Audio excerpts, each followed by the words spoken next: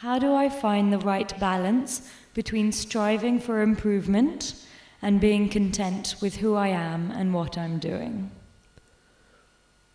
Do you know how to ride a motorbike? Cycle? Bicycle? Exactly like that. When you want to have balance, you will definitely have it. You can have it. Got it? Just this, I want to balance my life. This thought itself is good enough. You are already balancing. You are moving in that direction. Yeah. This question simply arises, how do I do it? You know you can do it. Ask yourself. Your consciousness will tell you, I have not balanced. I am missing out on this. Your consciousness will say. Then you listen to your consciousness. If you are attending to your work too much, your consciousness will prick. Hey, you are forgetting your family, your wife, your children, your husband. Then you say, okay, you attend to them. If you are attending too much, immersed so much in the family and forget about all other things, then your consciousness will prick. My God, what am I got into? What did I get into? Day and night I am just immersed in this family affairs. I am not being useful to the world. I had to do something. I had to pursue my cause. I have to do justice to my work. That mind will prick. Then you do that. But this wanting to keep balance in life, that very thought is good enough. It's like the fuse in the electrical system. You know the fuse in the electrical system? Whenever the electric current surges too much, the fuse will break and save everything else. Like that, that little amount of guilt must be there. Like the fuse in the system. You don't justify your work, but that little bit is okay to have. Like the fuse in a electric. You know about the electrical system? In all that electrical board, there will be one small box called fuse. So whenever there is imbalance in current, the fuse will burst and save the rest of the electrical system.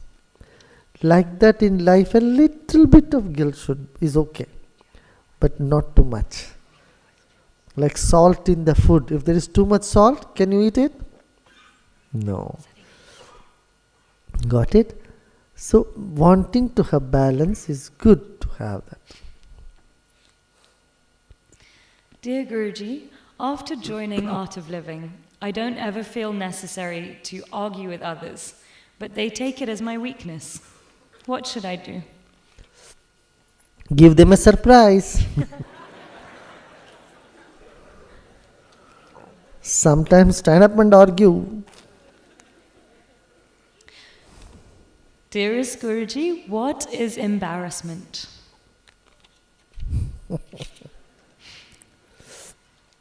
Do I have to tell you what is embarrassment?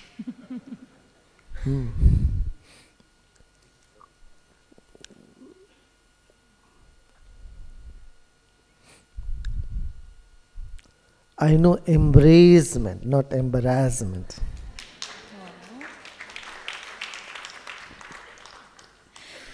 Could you please talk about how one creates his own... If you can embrace the embarrassment, nothing can shake you. It's one thing that people try to run away from is embarrassment. Yeah? Criticism. A mild form of embarrassment is a mild form of criticism. A mild form of feeling uncomfortable. So sometimes we need to get out of the comfort zone, feel that little uncomfortableness. Then, abilities in us dawn. Yes.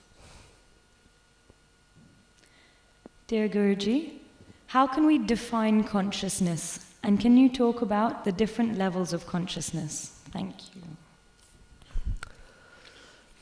Consciousness is what is. what was and what will be. All that is consciousness. What is not consciousness, you ask me? I would say nothing. Yeah.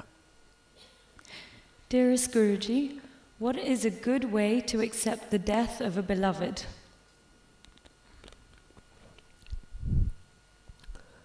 Time will take its own course. Don't try to accept or do anything. If that pinch is there, it is there. It will go away. Just notice as the time moves. Time is the biggest healer. It just takes you further. And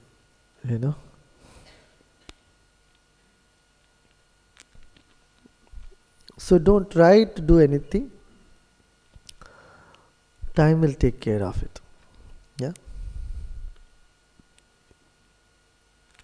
Or wake up and see everybody is going to go there one day. They took an earlier flight, you are taking a later flight. That's all. So when some people who have gone already, tell them few years later, I'll meet you there, see you. You can say bye for now. See you later in another place. Yeah. Are all relationships based on previous karma?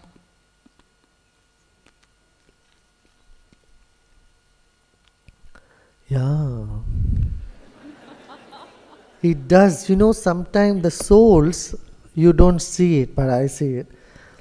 Some soul want to come into the world, it picks up one man and picks up another lady and then creates such an attraction between them. They come closer, the moment they have the first child, suddenly all the love disappears between them. How many of you have seen such thing happening? How many of you have seen this happening? So after the first child, because the soul had its job to done, it's done, finished. So it came to the world and it doesn't worry about what the parents do.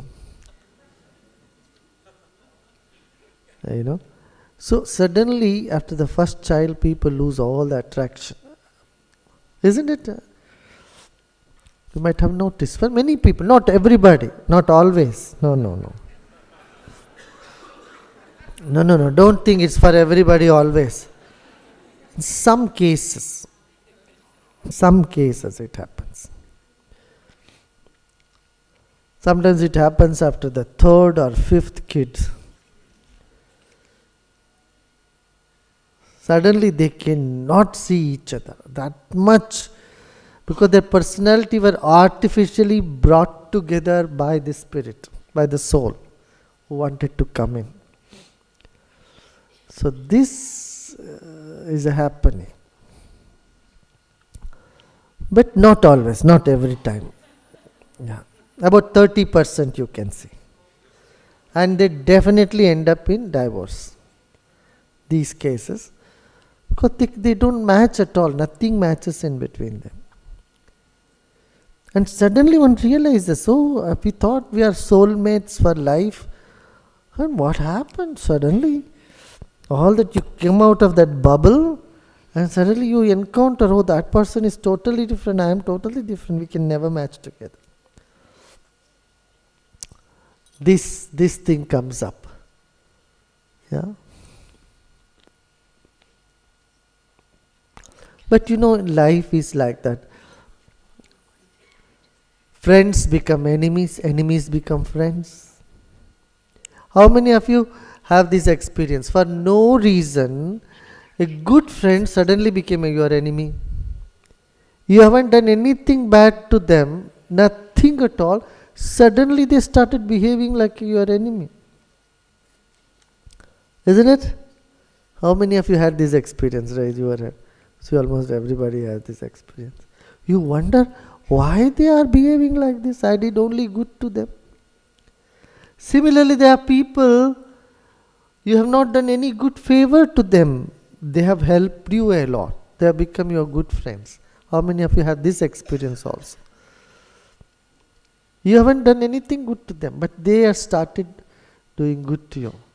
So, friends or enemies, it doesn't matter. Your life runs by a different law of karma. That's why put them all in one basket. You know, because your 10 years of your friend can become an enemy anytime, and your enemy can become a big friend to you anytime. It all depends on you and only your karma.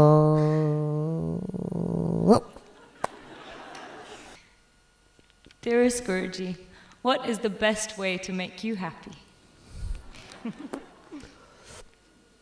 You being happy and make others happy. You don't have to try to make me happy. I am anyway happy. But I will be more happy if you can help others. Not just happiness means not giving them a party or giving them some gifts, but giving them knowledge.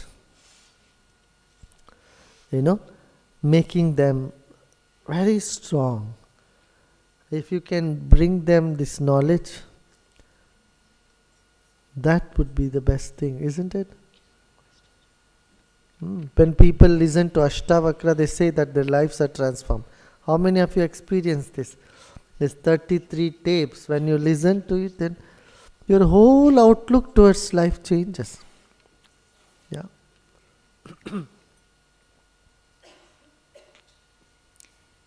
Dear Guruji, it would be wonderful to have our children grow up happily in this sometimes difficult world. What can we give them beside lots of love when they're still too young for meditation? No, just play with them. Don't try to be a teacher all the time and start teaching them. Learn from them. Respect them, learn from them. Just play with them. Don't get too serious with kids. Yeah?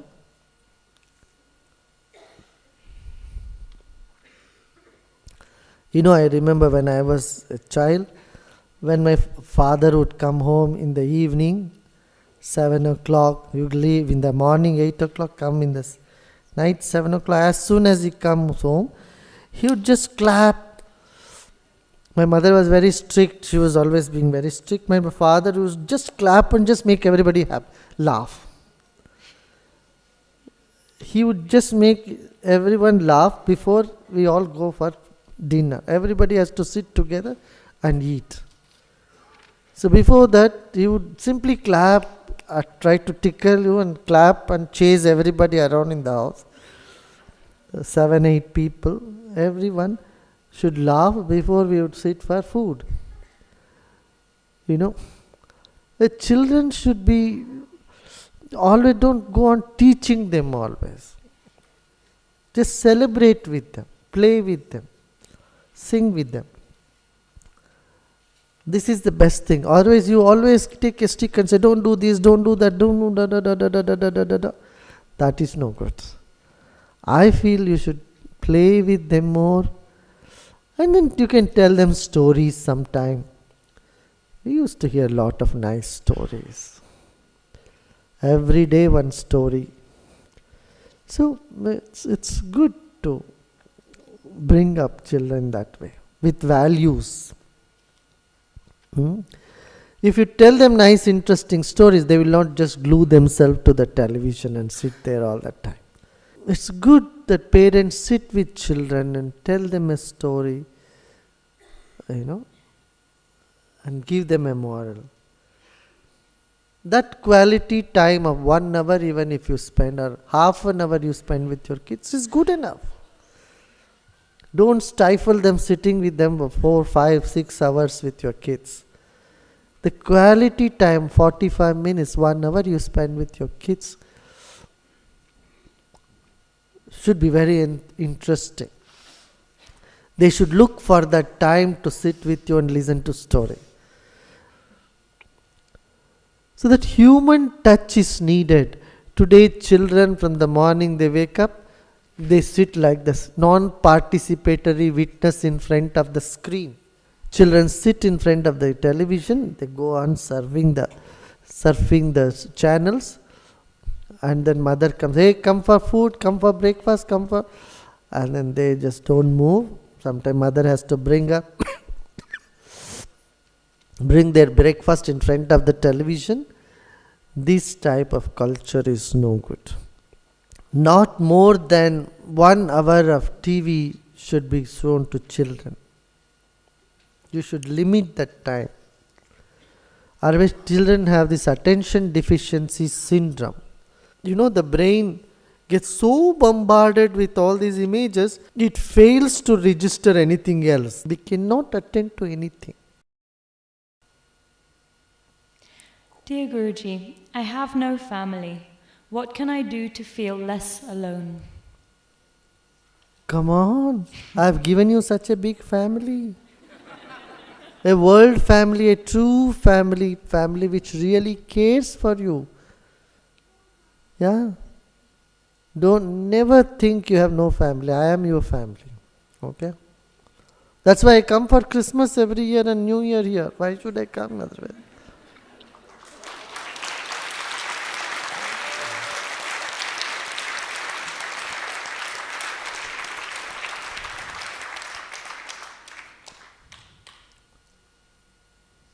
Yeah.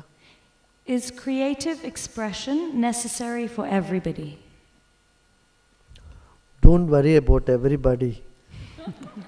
You want to be creative? I think you better be. It's good.